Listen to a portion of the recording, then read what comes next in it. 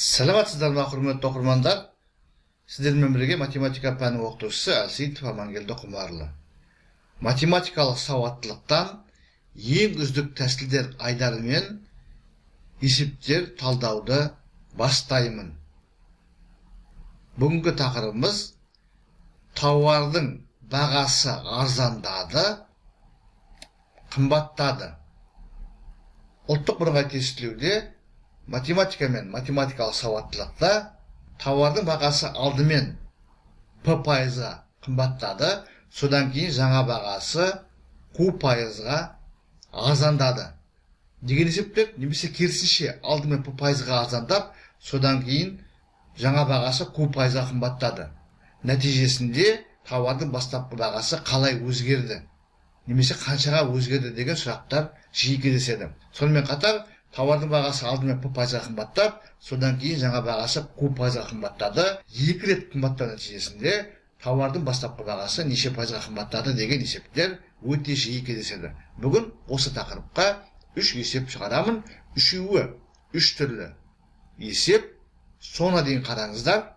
Каналға жазылып, лайк басып, репост жасауды ұмытпаңыздар. Сонымен бірінші есебіміз. Бірінші есеп.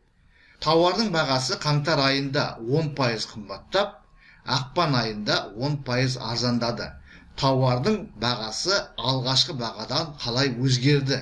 Өзгеріссіз қалды ма, қымбаттады ма, немесе арзандады ма? Егер қымбаттаса немесе арзандаса, онда сәйкесінше неше пайызға қымбаттады, немесе неше пайызға арзандады? Мен сіздерге ең оңай жолын көрсетейін. Тауардың бастапқы бағасы 100%, оны біз 100 теңге деп алайық. Сонымен мұқият қараңыздар, 100% тауарды құны, ол 100 теңге деп алайық. Қаңтар айында тауардың бағасы 10%-ға қымбаттады. Яғни бірінші амалымыз, бірінші айда 100 теңгеге оның 10%-ы қосылды. 100-дің 10%-ы 10 болады. Сонда 100 қосу 10, 110 болды. Сонымен қаңтар айында тауардың бағасы 10%-ға қымбаттап 110 теңге болды. Есептің шартына сәйкес ақпан айында тауардың жаңа бағасы, яғни 110 теңге еді, ол 10%-ға арзандады. 110-ның 10%-ы 11 болады. Сонда бізде 110 минус 11 99 теңге болады.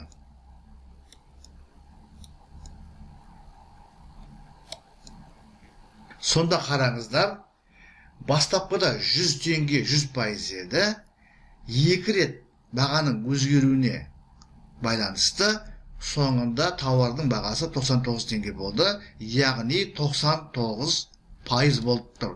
Олай болса, біз бастапқы 100%-дан 99%-ды азайтамыз.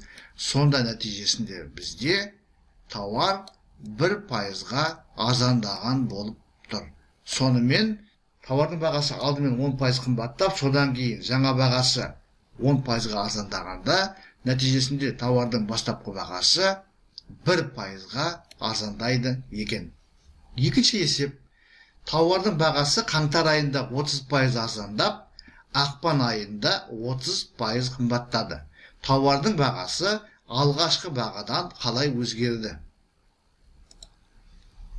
Жоғарыдағы бірінші есепті шешкен тәсілімізді қолданамыз.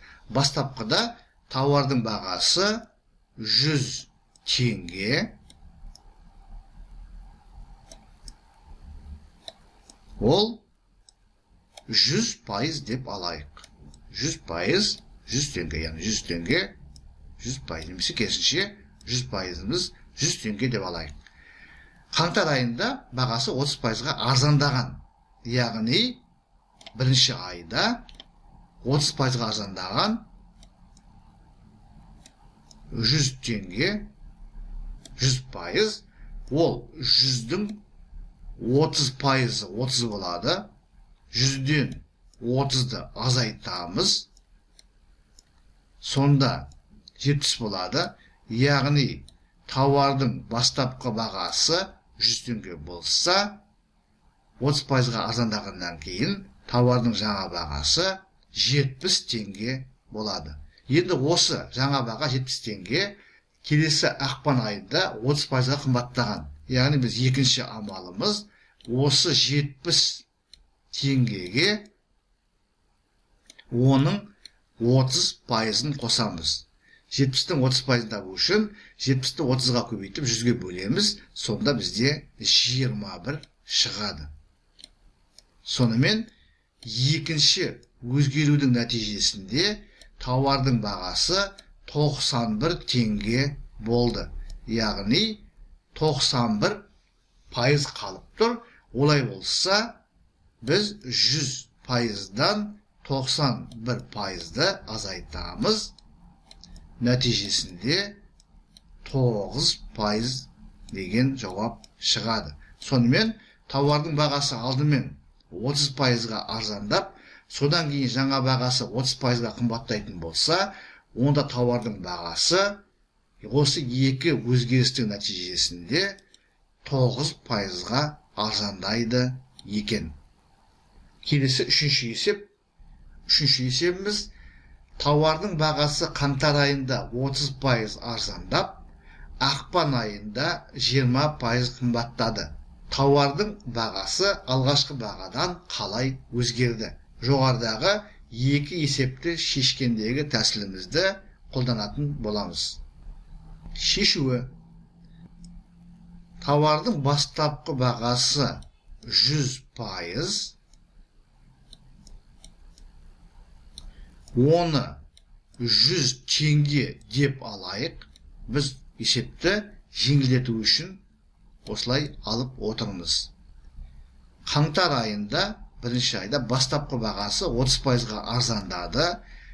100%, 100 теңге. 100 теңгенің 30%-ы 30 теңге болады. 100-ден 30-ды азайтамыз. 70 теңге болады. Яғни 30% арзандағанда тауар 70 теңге болды. Екінші, осы жаңа бағасы ақпан айында 20%-ға қымбаттайды.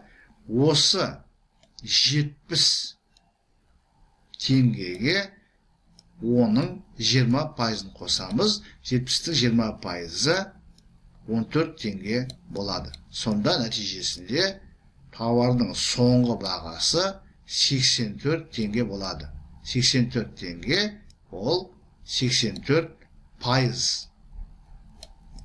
84 теңге ол 84%. Сонда бізде бастапқы бағасы 100 теңге еді. Соңғы бағасы 84 теңге болды. Яғни 100-ден 84-ті азайтамыз. Сонда тауар бізде 16 теңгеге арзандаған. Яғни 16 теңге дегеніміз ол бізде 16%. Сонымен, егер тауардың бағасы басында 30% арзандап, одан кейін жаңа бағасы 20%-ға қымбаттайтын болса, осы екі өзгерістің нәтижесінде тауардың алғашқы бағасы 16%-ға арзандайды екен. Сонымен, құрметті оқырмандар, біз бүгінгі сабағымызда математика мен математикалық сауаттылықтан, әсіресе математикалық сауаттылықтан ұлттық бірыңғай тестілеуде кездесетін есептің бір түрін талдадық. Тауардың бағасы басында П деген пайызға арзандайды, немесе қымбаттайды. Келесі ақпан айында екінші кезекте жаңа бағасы Q пайызға арзандайды, немесе қымбаттайды. Яғни 4 жағдай болып тұр. 2 рет қатарынан қымбаттау, 2 рет қатарынан арзандау, бірінші қымбаттап содан кейін арзандау, немесе бірінші арзандап содан кейін қымбаттау.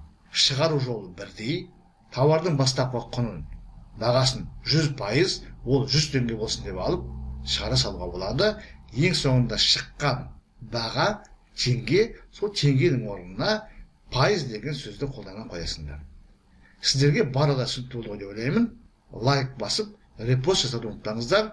осы тақырыпқа, осы есептерге қатысты ұсыныс пікір, сын ескертулеріңіз болса, роликтің астындағы комментарийға жазыңыздар. Мен әдеттегідей әрбір сұраққа, ұсыныс пікірге, ескертуге уақытымен және нақты жауап беруге тырысатын боламын. Зейін қойып тыңдағандарыңыз үшін көп рахмет. Келесі кездескенше.